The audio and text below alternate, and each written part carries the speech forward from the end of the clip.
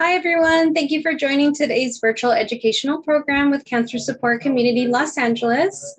I am Edlyn Rodarte, and I am the program coordinator at CSCLA.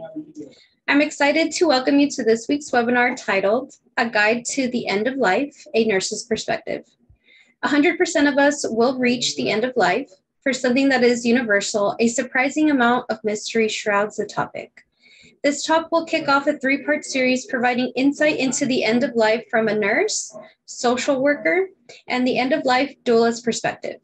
We will consider a nurse's perspective today on the physical process of dying, symptom management, and other useful knowledge. Before we begin, if this is your first time joining us, Cancer Support Community Los Angeles is a premier nonprofit organization providing vital social and emotional support to families facing cancer, including patients, caregivers, and their loved ones, all at no cost. Our programs include support groups, healthy lifestyle classes, social activities, and educational programs such as this one. If you would like to learn more about our services or watch past webinars, please visit our website at www.cancersupportla.org. Before I introduce today's speaker, please note that we cannot see or hear you. Your video and microphone are automatically disabled for this webinar. We will not be monitoring the chat room, but you may enter your questions into the Q&A feature at any time. Questions will be answered at the end of the presentation. We may not be able to get to all your questions today, but our presenter is invited to share their contact information at the end of the presentation. Without further ado, I'd like to welcome today's speaker. Sarah Lowe is an oncology care coordinator with 10 years of experience in inpatient hematology-oncology, inpatient hospice, and nursing education. She has published articles on a wide variety of topics, including interdisciplinary collaboration, nursing quality indicators, and geriatric issues. Sarah is passionate about supporting patients through the entire care continuum. Welcome, Sarah. Thank you so much for joining us today. Hi, thank you so much for having me. I feel so honored to be able to talk with you all about the end of life. The floor is all yours. Thank you. Okay, so welcome everybody. I just want to point out that there was a really excellent talk led by Karen Morin that CSCLA hosted and is available for viewing, called Your Life, Your Choices, discussing end of life choices. And so that particular discussion really went into advanced directives, physician orders on life-sustaining treatment, also known as POLST, End of Life Options Act, and other things. So this talk is not going to be focused on those things. And as well, please keep a lookout. This is going to be a three-part series. So I am sharing from the nurse's perspective, and then we have amazing speakers coming in for talking about the end of life from social work perspective and from a death doula's perspective. Okay, so when we are going to today be discussing the role of palliative and hospice care, as well as their very distinct differences, we'll be reviewing symptoms that may occur during advanced stages of cancer and the interventions that we consider. We'll also be providing an overview of the general timeline of symptoms that occur during the weeks, days, and hours before end of life. There is not going to be any graphic pictures, but I will be talking about symptoms. For some people, this is not the most helpful. Some people would, like talking about timeline of the end of life might be triggering for some people. If that is you, then please just feel free to hop off the call at any time. This will be available for viewing whenever you want to. So I actually wanted to start with a quote from a really excellent book that I'd like to recommend to all of you, titled A Beginner's Guide to the End by B.J. Miller and Shoshana Berger. And this talk actually will correlate specifically with two chapters in that book called The Dynamic Duo and Symptoms 101, with additional input from myself. So the first thing, so here's the quote. There is nothing wrong with you for dying, but you never know it from the way we talk about death. We actually call it a failure. Her heart is failing. He failed treatment. If you believe what you read, the entire enterprise of aging is optional. Eat kale, drink red wine, walk 10,000 steps every day. If we can't beat death, then clearly our character or will or faith isn't strong enough. And what about all those fighting words? Beating death, defying aging, the war on cancer. All battles we're sure to lose. Next to birth, death is one of our most profound experiences. Shouldn't we talk about it, prepare for it, use what it can to teach us about how to live? We don't mean to suggest that you or anyone can take the reins and control how all of it is going to go. Part of the challenge is tempering that need for control. Death as a subject is not easy, and dying is not painless. We make no promises to the contrary, and we encourage you to run from anyone who does. But we do believe this book and this talk will help dying be less painful and more meaningful. This quote in particular really hits me, I think, for sake of a lot of my patients, and also personally, my mother was a woman of very strong faith, and she was under the impression that her cancer was the fact that she wasn't healed was evidence that she lacked faith. And it added this level of spiritual distress on top of everything that she was undergoing. And it was just really heartbreaking to watch. You know, my family is from a Christian background, and I remember just thinking, but like every single one of Jesus's disciples died. Like death doesn't, clearly faith, the amount of faith doesn't equal health. And not to say I definitely believe miracles are possible, but I also think two things can be true. You know, miracles are possible and death is a normal process.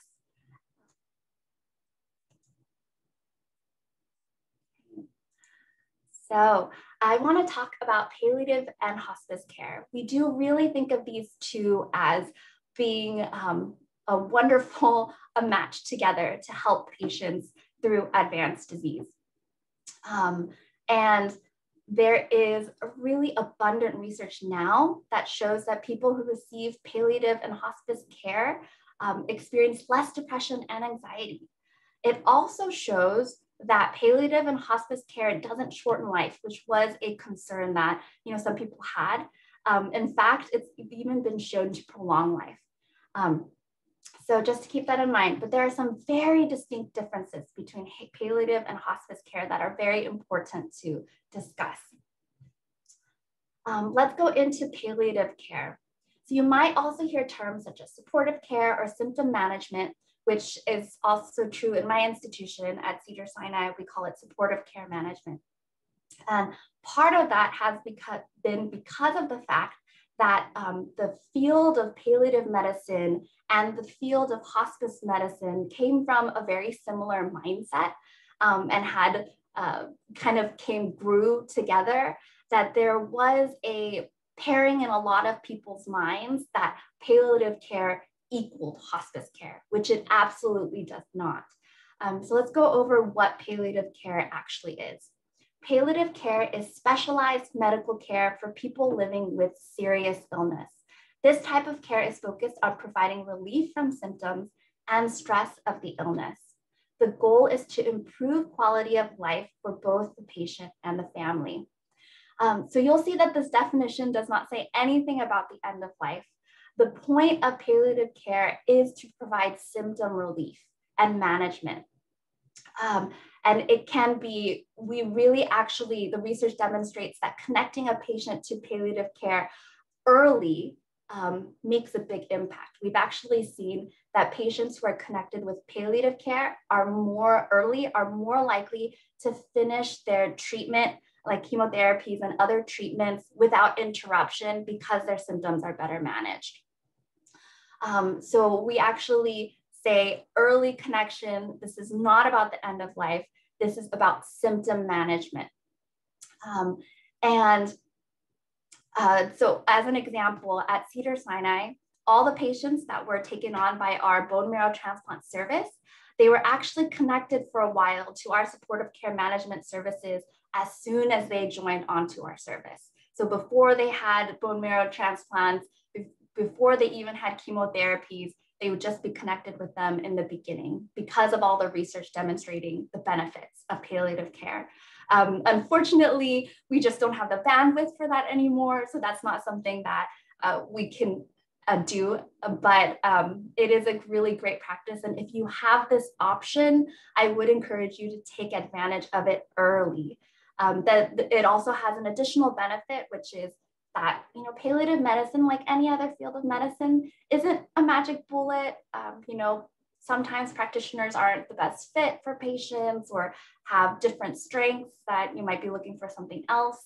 And in that case, being connected early can be very helpful because you can look for a better fit of providers and just have that relationship that's built up. So as you can imagine, if you can think of palliative care as symptom management and relief, also for patient and family, which I love because it is a more holistic perspective, you'll see that hospice is actually a really important aspect of palliative care, because at the end of life, we really, really care about symptom management. We really care about maximizing quality of life. So you will see palliative care and hospice, while we do say that they are very valuable together, they are also very, very distinctly different. And palliative care does not mean the end of life.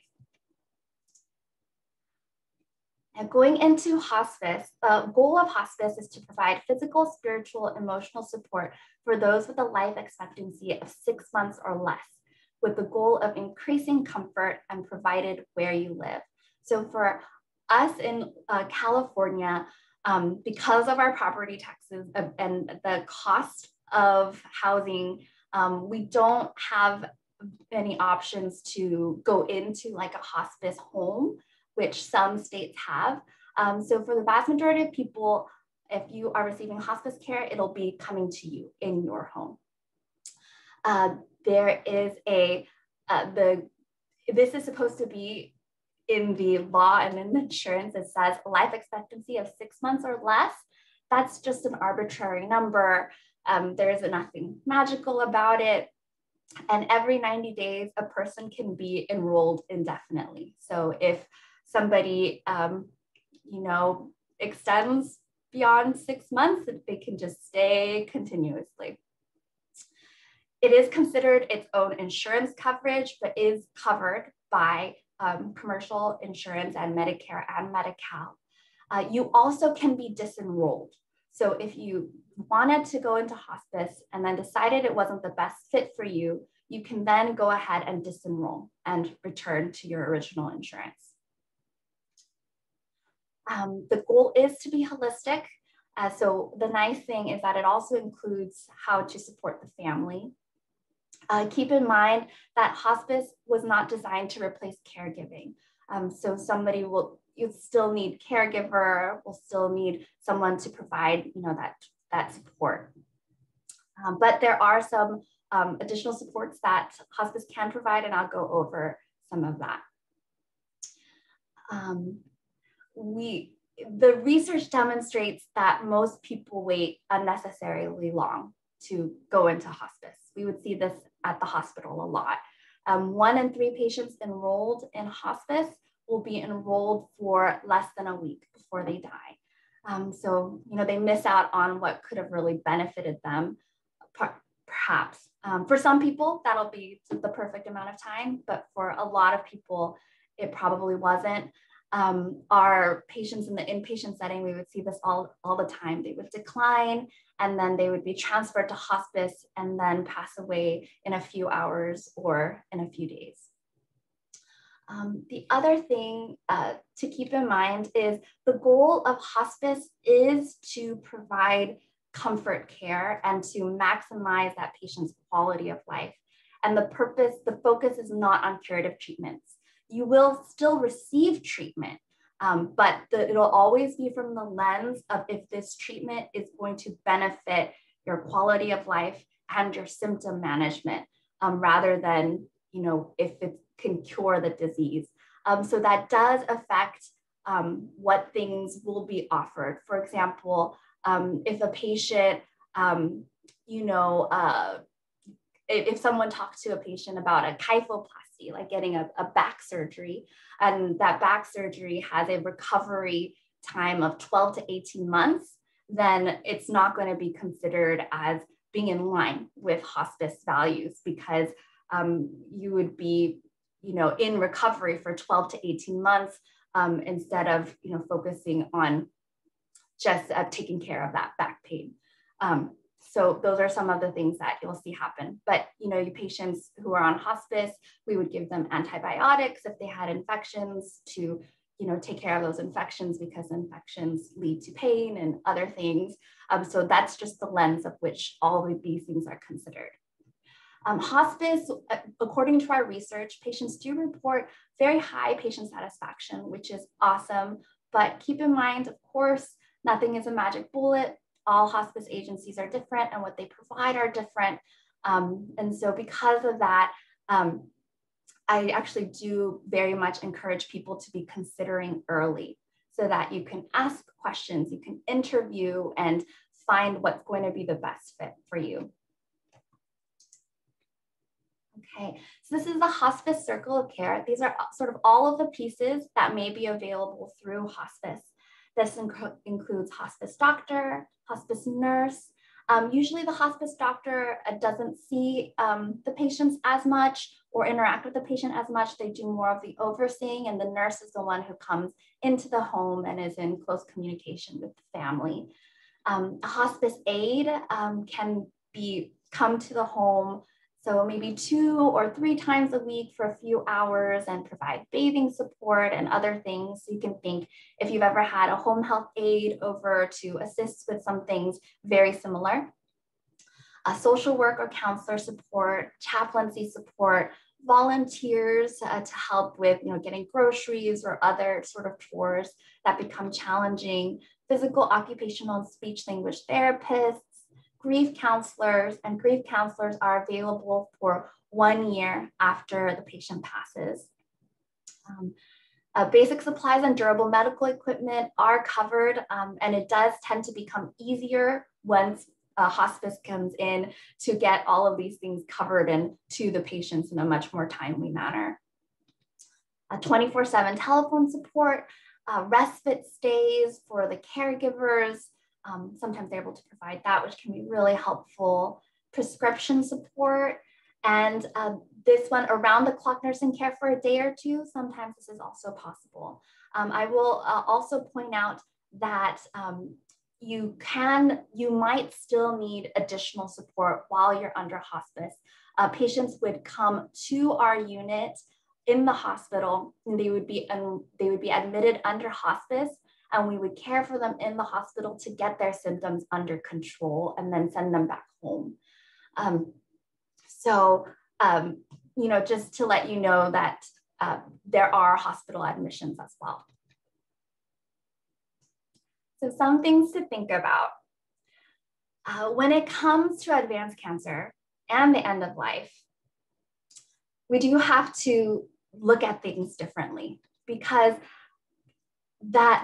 we change our mindset from fixing the problem, because fixing isn't always possible, but alleviation and improvement is possible. And the truth is that most discomfort is treatable, not necessarily curable, but treatable. And we think through both acute and chronic symptoms. Acute symptoms are brief and severe. They let us know that something is very wrong in our body. You need to let somebody know. And if that's not cutting it, an ED visit is going to be warranted. This is one where you get an acute symptom, you need to act on it. Chronic symptoms, they are going to be present over time. They often persist despite attempts to treat them.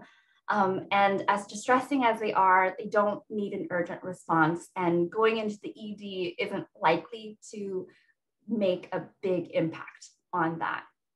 I know patients with with chronic symptoms, they also can deal with just feeling powerless over this thing that's happening, but not knowing what to do about it. On the other hand, time can be our friend, because it also means that we have time to get to know and experiment. And remember, most discomfort is treatable, not necessarily curable, but treatable. The other thing that's really important is that you are the best judge. You are the only expert on you. And if something works for you, then that is what matters. And as a side note to this topic, I just want to point out that the placebo effect has been demonstrated very thoroughly in science as a very real effect. And we have research in the last few years in particular that demonstrates real physiological changes that the body makes in response to placebo. So patients who were given a placebo medication, so a dummy medication, and did not receive a medication that was meant for pain management, they found that there were actual natural opiates circulating in their body. So I say that to say, don't poo-poo the placebo effect. Even if we don't, like, if it works for you, it works for you. And that is amazing. We are always wary about this, but our medications cause other symptoms, and they can cause side effects and cause some of the symptoms and distressing symptoms that are experienced. So we really need to be looking very closely at all these things and be mindful of it. Palliative care doctors and hospice care doctors in particular tend to be better at kind of reviewing the medication lists and trying to shrink it down and seeing what's actually going to be beneficial. Alternative treatments. 80 to 90% of people, cancer patients, report using alternative treatments. Only 30% tell their physicians. And so I really ask you, please tell your physicians. In my experience, oncologists tend to be supportive of patients doing alternative treatments. And if not supportive, they tend to be pretty indifferent. Like, okay, you want to do that? We don't have research to support it, but that's fine. That's sort of the kind of impact I've seen. I've rarely seen physicians, actually, I've never seen physicians be very against something, not unless we have science to demonstrate that that particular thing is dangerous or detrimental. And that's why I do very much ask you to talk with your oncologist, because there are some things in which we just have information, and things of which might have been completely fine in another circumstance, but now is not okay.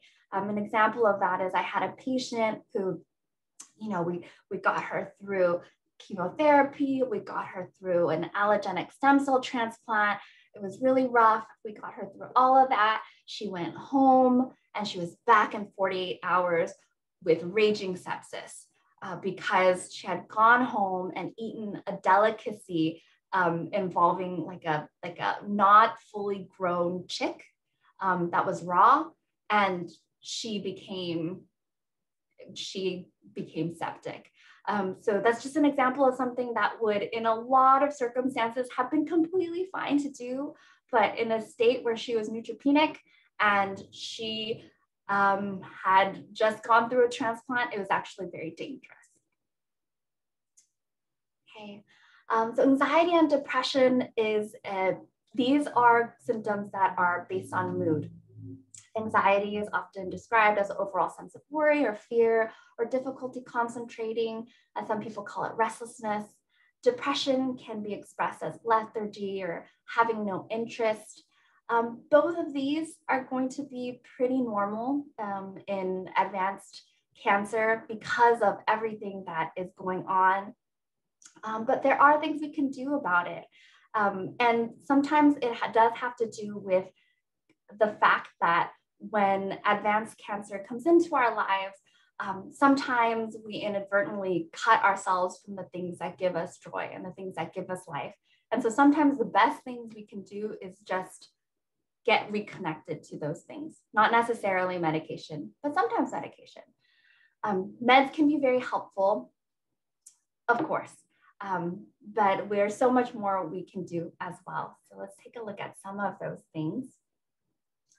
Some of the herbal non-pharmacological interventions that can be helpful: counseling, distraction, meditation, breathing exercises, guided imagery, which I will say in my personal experience with guided imagery, I have found it to be very effective in the moment, but not necessarily longer term.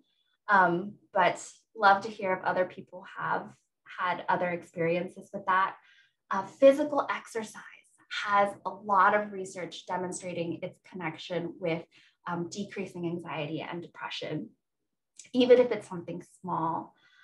Energy healing, so those are things like Tai Chi, Reiki, music therapy, animal-assisted therapy, massage, acupuncture, craniosacral therapy.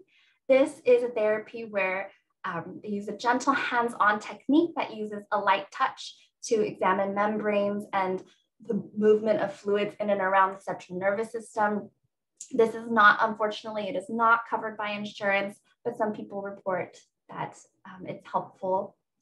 There's essential oils like lavender, citrus, clary sage, bergamot, ylang-ylang that some people find very helpful, and herbs like milky oat seeds.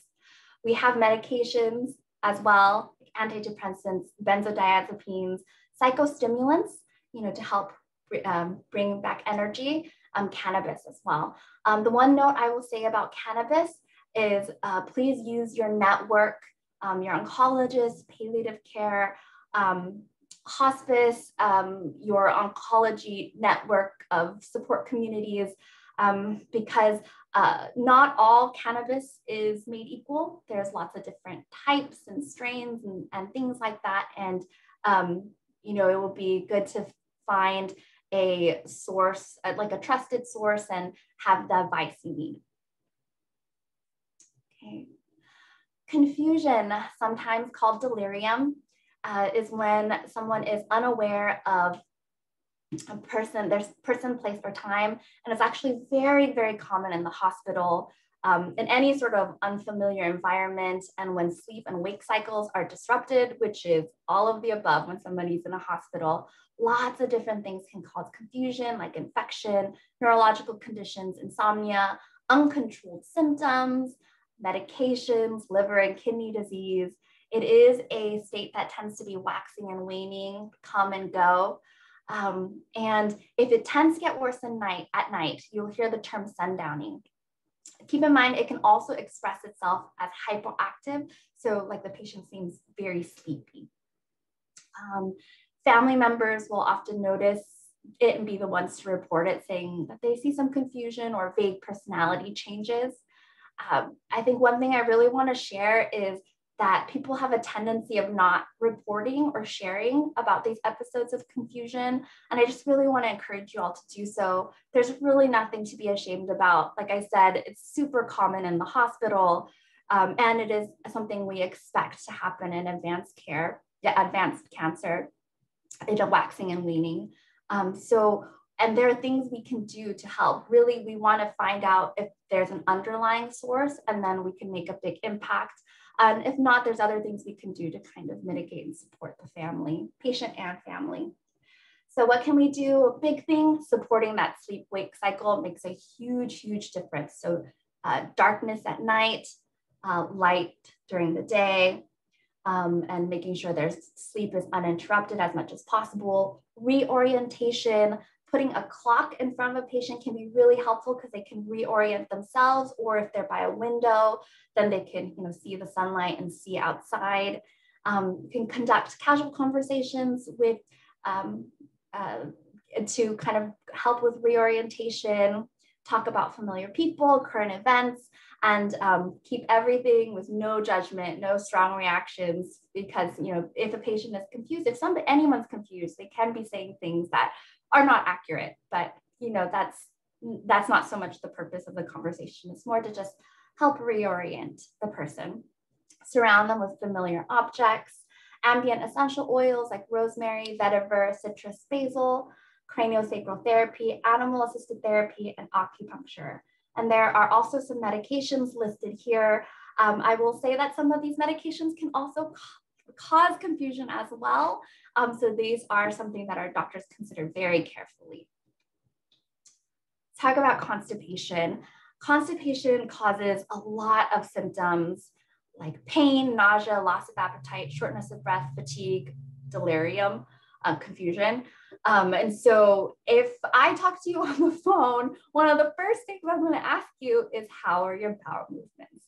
It's actually really, really important. And I think often everyone has a tendency of kind of downplaying the effect that constipation can have.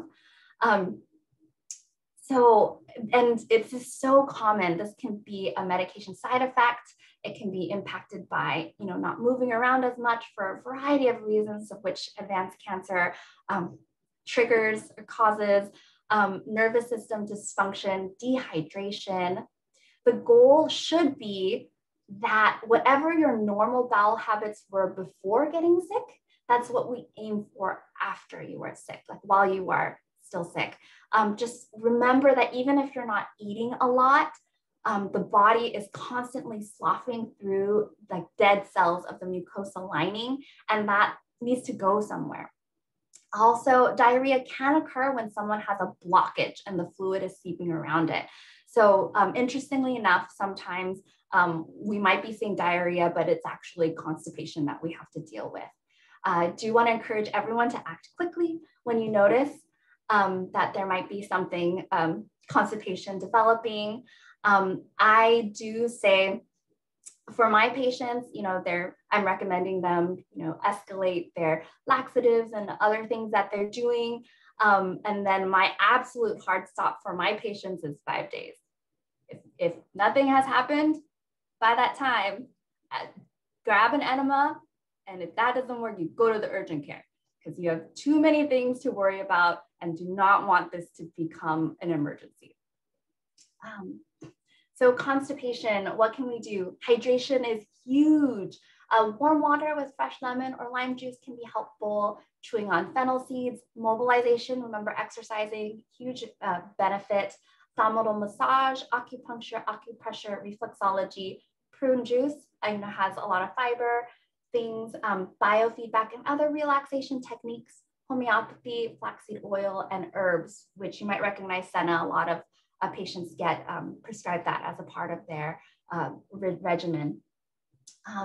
Laxatives are going to be very valuable, but they all function differently. So just keep in mind that you do want to be advised on this from your medical team. And there are other interventions as well. I'd like to just make a note that I do have a particular preference for Miralax, also known as polyethylene glycol. It tends to be mild and it pulls in fluid so that you have it focuses less on the cramping and more on making the stool soft. But with all of these, any sort of fiber, any sort of laxative, please make sure that you are drinking well. And keep in mind that loss of appetite and nausea can also cause, not be able to drink as much and can lead to constipation. Diarrhea can also be distressing. I will say, there are some treatments that actively encourage diarrhea. So there can be times when we want you to be getting everything out. That includes C. diff, Clostridium difficile, which is an infection where the bacteria is inside a spore that can survive through a lot of different things. And so we actually need the body to shed all of that out. So you do want to talk with your doctor about it. We always want to consider incontinence and really check for skin health. And we might have to consider changing medications. Some of the things we can do: slippery elm, aloe vera juice, carob powder, probiotics, fermented foods, bland foods. We really want to be avoiding spicy foods and things like that. Often that can be kind of irritating. Electrolyte fluids really need to stay hydrated. Chamomile and peppermint tea and oversteeped black tea. And then we've got medications here as well. Tincture of opium, I'll point out that opiates are a big causers of constipation. So if you are on any sort of opiates, I hope that you are on a bowel regime and that you have a plan in place.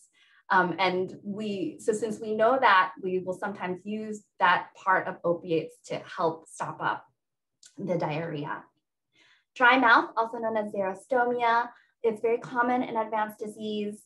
It can be caused by dehydration, poor circulation, breakdown of glands, too much bacteria, can be a side effect, and also can be caused by thrush. So that's a fungal infection in the mouth. So you look out for white patches in your mouth. We encourage warm tea and lemon to kind of cut through that. Mouthwash, I will say that most mouthwashes have alcohol and are drying. So I'm not always a big fan of mouthwash, but if it's working for you, it's working for you. I personally like to recommend something like biotin, which is non-drying and has some like artificial saliva properties. Increased fluid intake, acupuncture, lip balm, staying moisturized, artificial saliva products, like I mentioned, things to suck on, different foods, you can even swab with glycerin. We don't have a lot of medications, but there are a few things that can be tried. Fatigue, this is tiredness when resting doesn't improve it. And there's lots of different sources like anemia, insomnia, infections, depressions, uncontrolled symptoms, medications, chemotherapies, radiations. You might be surprised to see that exercise has actually been seen to help with fatigue. We see that for our cancer patients, that exercising leads to regulations of these things called cytokines in our bodies, and it decreases inflammation and can help with fatigue. Sleep hygiene, social engagement, breath work, yoga, massage, energy healing, caffeine, essential oils, some people find helpful, animal-assisted therapy, craniotherapy, and of course, the medications there as well. Hiccups can be distressing. Fortunately, this isn't a super common one, but if it happens, it is very bothersome. And so this is a hiccup that won't stop. But I just wanted to point out that there are actually things that we can do, and we have medications. I have given patients medications to help with hiccups. So if it happens, it's distressing, but keep in mind, we do have interventions. And I'm going to move a little quickly because I need a lot of material to get through. Okay. When it comes to pure itchiness, also known as pruritus, lots of things can cause itchiness, and it is something that advanced cancer patients can experience. We can do light therapy. Emollients and moisturizers can be very helpful. Arna lotion like Arna Care, skin care, avoid irritants, cool environment. So sometimes what people will recommend people do is put their moisturizers in the fridge, and then when they're administering it, it has that extra cooling effect. And then keeping the environment itself cool. Distraction, homeopathy, applying a mix of lemon and apple cider vinegar and water, sometimes colloidal oatmeal baths. And then we've got both oral and topical medications that we will try as well. So food is often a very emotional topic during the end of life. This is a very common symptom that we see. Loss of appetite, and then when you start to get involuntary weight loss, we use the term cachexia. And then the term you may also hear is wasting. And there's a lot of things that about advanced cancer state that can cause a loss of appetite and cachexia. Also, we get to a point in advanced cancer, where our body is actually unable to handle outside nutrition, and it's using the inherent spores that exist. So it actually, at a certain point, becomes a part of the body shutting down and being very efficient. And that's important to know because for some people, it can be very distressing to see their loved one just not want to eat and maybe even refuse to eat. And there's fears that the person is going to starve to death or things like that. But this state of cachexia and wasting gets to a place where it's just a sign of, death coming. It's not actually causing death, and the patient isn't going to die of starvation. It's a natural part of this process. So what can we do? Repositioning to assist with swallowing, like elevating the head, adding fat to the diet. This is when we say we don't care about cholesterol levels or anything. If anything, any fat that gets in, awesome. Go for that ice cream. Go for whatever you want. Chew, savor, and spit. You can do to enjoy the flavor if, eating is not, actual swallowing is not what you feel like doing. Cook for scent or symbolism. You can still participate in meals and at the beds and have, be a part of the experience even without, eating so much yourself. Of course, sometimes food just becomes like a trigger. And so, in that case, maybe not. But we encourage eating for pleasure. Small portions can be less intimidating. Smooth textures tend to be appreciated. Try, sweet things. And we always tell families, feel free to encourage, but please don't force.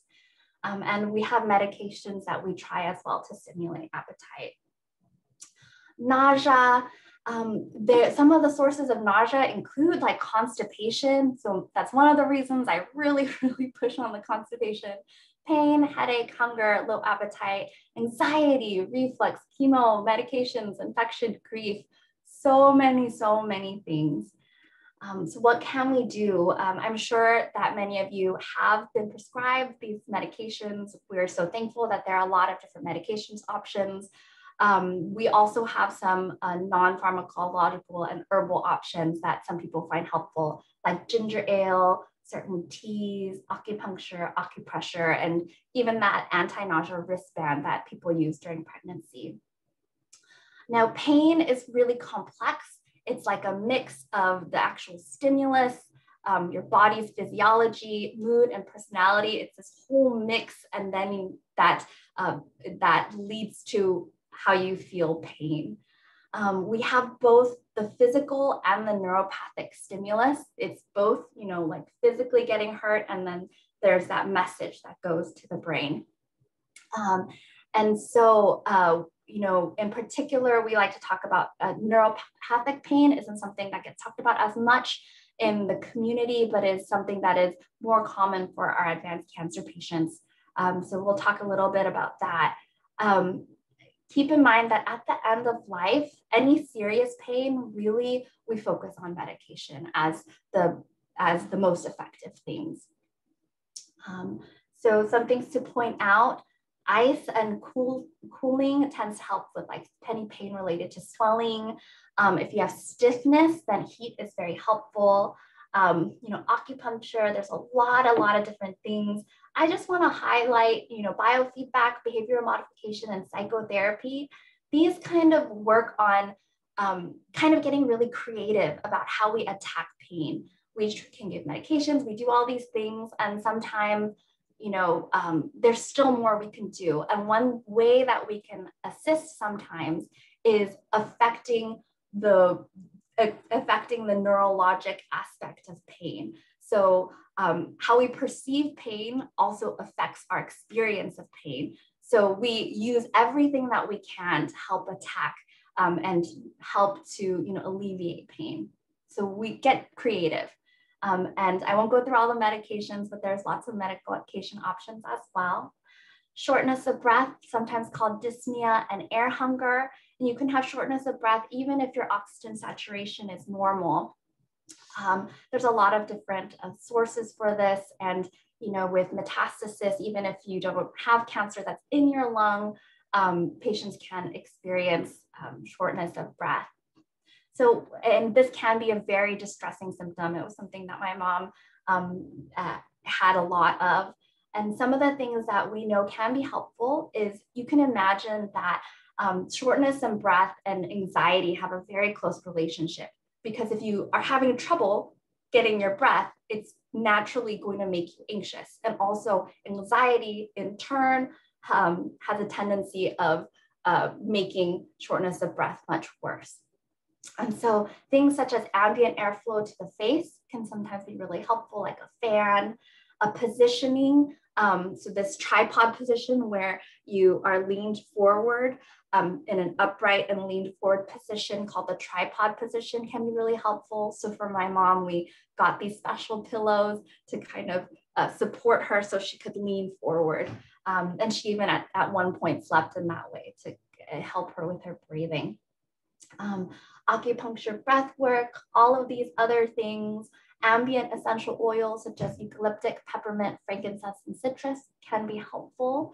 And psychotherapy, because like I said, anxiety and shortness of breath have a really close relationship. Medications can be very helpful. Opiates and benzodiazepines in particular can help to lessen the work of breathing and in that way kind of help with shortness of breath. Diuretics and oxygen can also be really great support. Skin breakdown, as cancer progresses, as disease progresses, and often patients aren't moving as much, and the body, the circulation is starting to decline, then anywhere where your body has pressure, so you'll see in these pictures different sort of pressure points, is where your skin is going to be very vulnerable. And the best things we can do is prevent wounds as much as possible.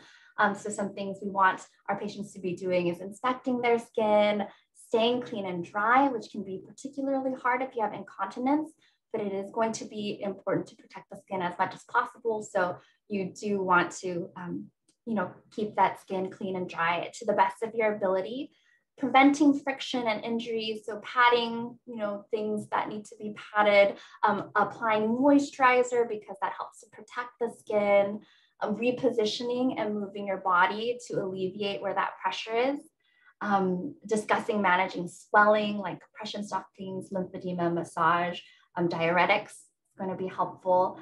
We often in the hospital would position pillows between the legs to prevent that like rubbing between the knees and the ankles where there would become skin breakdown. And we would actually elevate the heels on pillows as well to kind of prevent the pressure on the heels. So we think about that. I will mention that a lot of hospice agencies have a nurse that specializes in wound care, so that can be very helpful. Taste changes are very common in advanced illness and treatment. And as a side note, high levels of zinc can also cause this.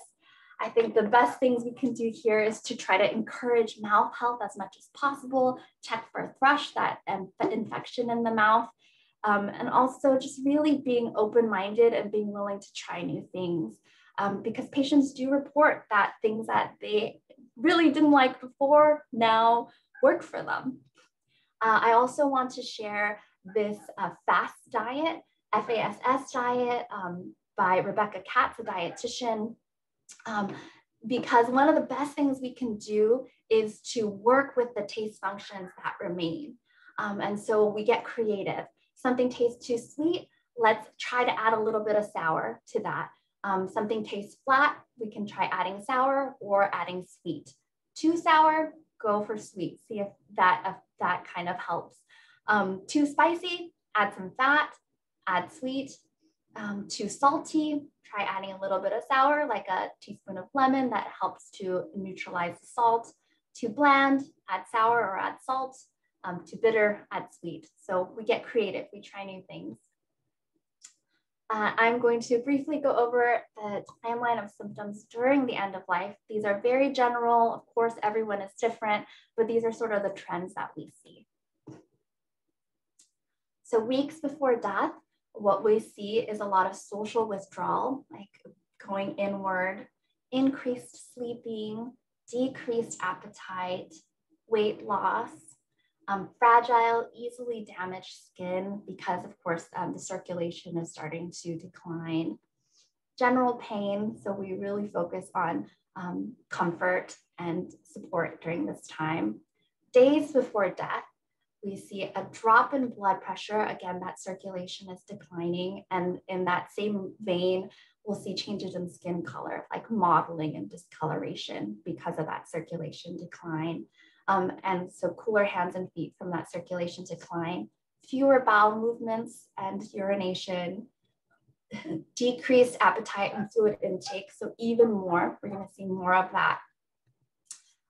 There's something called a death rattle, which is that at a certain stage, secretions can start to gather. And so when someone is breathing, you hear this sound, like kind of like that.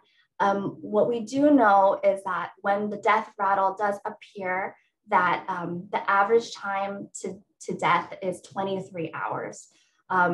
So, it is often a sign that death is very, very close. What we do see in our research is there's nothing that indicates that getting rid of that, secretions does any benefit for the patient. If anything, we actually administer different things in the hospital to try to dry it out, more for the family. But just so you know that we don't have any research to demonstrate that it's causing your loved one distress. And we will see more delirium, more hallucinations. So keep that in mind that this is normal, and someone might be saying things that they wouldn't say in a normal life. And so just use that as a filter. They might not be meaning some of the things that are being said. This is the day, sort of like the day before dying. Sometimes, not always, but this is something that does happen where somebody has a sudden burst of energy and they are alert and they are able to communicate. And so it doesn't always happen, but if it happens, please enjoy it and make the most of it. We do really want to point it out because it's not that uncommon that family members see this sudden burst of energy and get very excited, think that their loved one is doing significantly better and start doing all this planning for the future, and then get very disappointed when the patient does pass away. Skin becomes increasingly mottled and blotchy. There's a further drop in blood pressure.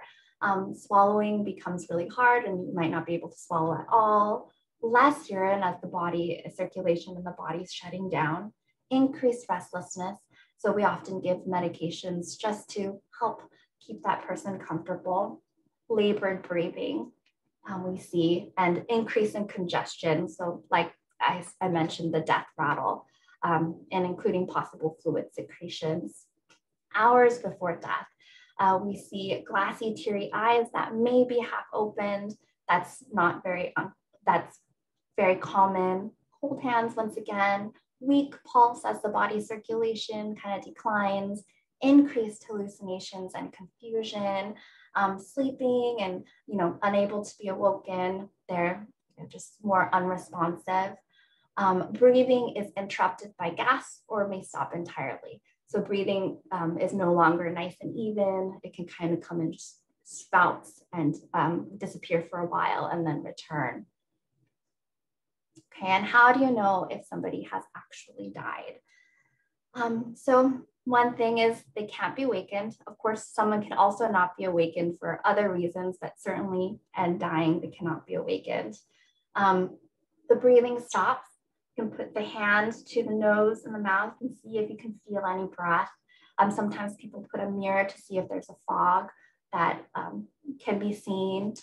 Pulse stops. We like to check, the carotid or the arm here. Eyes and mouth do have a tendency of opening. I like to share this part because in 4 to 6 hours, something called rigor mortis sets in and the body sort of like freezes all of its muscles. And so one of the things I will do when I come in and a patient has passed is I will close their eyes and I will try to keep their jaw shut. And in fact, at a certain point, after giving the patient families time, I will actually tie the jaw up so that it'll stay closed. And that's something that our patients and our families have appreciated. But during this time, if you're at home, you'll be in communication with hospice, and they will be helping to determine all of these things and walking you through all of these things as well. And I would like to end on this quote by Cicely Saunders, who was a big advocate for the hospice movement. And this quote says, "You matter because you are you. You matter to the end of your life. We will do all we can, not only to help you die peacefully, but also to live until you die." And I really love this quote because I think sometimes we just think like hospice, death, but the point of hospice and palliative care medicine is really to maximize living and make your life as meaningful and as comfortable as possible. So thank you for paying attention to this talk. Here are my references, and I will open it to questions and answers. Thank you so much, Sarah. That was such a great presentation, and I know our community really appreciates this information. So we do have a few questions. If you want to go ahead and stop screen sharing so they can see you and me a little bit bigger. There you go. So the first one is, when my mother was actively dying, I was cautioned that even though mom was unconscious and she had difficulty both hearing and understanding me prior to losing consciousness, she could still hear me. What scientific evidence, if any, is there to support the assertion that the sense of hearing persists once all these senses have failed and consciousness has ceased? I actually haven't looked at the research myself, so unfortunately, I'm sorry that I don't have the actual research to share, but I do believe that part of it is, looking at what's active in the brain at the end of life, and seeing what sort of things are most active at the end. And so we do know that hearing is the last sense to go. And that is why we always encourage people to be talking with their loved ones, even if they're not responsive, just like you were informed to do so. Okay, that's great. We do have a few people asking if your slides would be available to share. Sure, yes. Perfect. So if everybody would just like to email info, I'm going to put it in the chat, email info@cancersupportla.org. We can go ahead and send you those slides once they're available. Thank you so much for that. And then also it is being recorded, so our video will be up in our video library in a few weeks. But right after, we're also doing this on Facebook Live, so that is available right away. Someone had, actually it's more like a statement. It says, "This is very useful, even though I'm not yet a candidate for hospice, because a lot of these symptoms, meaning constipation, fatigue, etc., are also side effects of chemo." Yes, yes. And that is also, I'm going to push my plug for palliative medicine. Doesn't equal end of life. Anybody can benefit. If it is an option for you, I would highly recommend it, because everyone deals with symptom issues with cancer. Yeah. So somebody is asking, when is the next part of the series? The next part of the series is in October, I believe the second week, and we should be having that up in our calendar very soon. So everybody will find that registration. One says, when the individuals experience the end of life and death rattle, are they experiencing pain? So whether or not patients are experiencing pain at the end of life is a very challenging question, because often by the time somebody has a death rattle, they're usually not responsive. And so we use other kinds of indicators to try to assess whether a patient feels pain. We look for like grimacing, we look for their rate of breathing, and we just always err on the side of caution. So we don't know for sure, but let's just make sure this patient has some support. We always err on the side of caution. And there is, and I will say that, of course, there has been some concerns that people have raised about like, could you be hastening death by giving them all of these really powerful medications, some of which have, one of the side effects of high doses of opioids can be like low blood pressure. And at the end of life, they're already, have low blood pressure. And interestingly, the body of research that has been developed recently has demonstrated that patients actually don't tend to live, like I mentioned earlier, don't have shorter lifespans as long as the doctors are adding opioids and usually some benzodiazepines in this sort of like stepwise fashion. As long as they're doing that carefully, they actually see the opposite because it decreases the work of breathing. And so patients actually will live a little longer. So just wanted to point that out. Yeah, thank you. So it looks like those are all our questions for today, but if anybody has any questions that they would like to ask you directly, is it okay to put your email in? Yes, please. Okay, so I'll be including Sarah's email in the chat if you guys want to go ahead and take that down. And I do want to thank you, Sarah, for your time, for the information. I mean, I know our community is very thankful, and I'm excited that it's a first of a 3-part series. So it's not yet done, everyone. And thank you so much for joining us today and taking the time out of your day. And we will see you all next time. Thank you, Sarah. Thank you, everyone. Bye.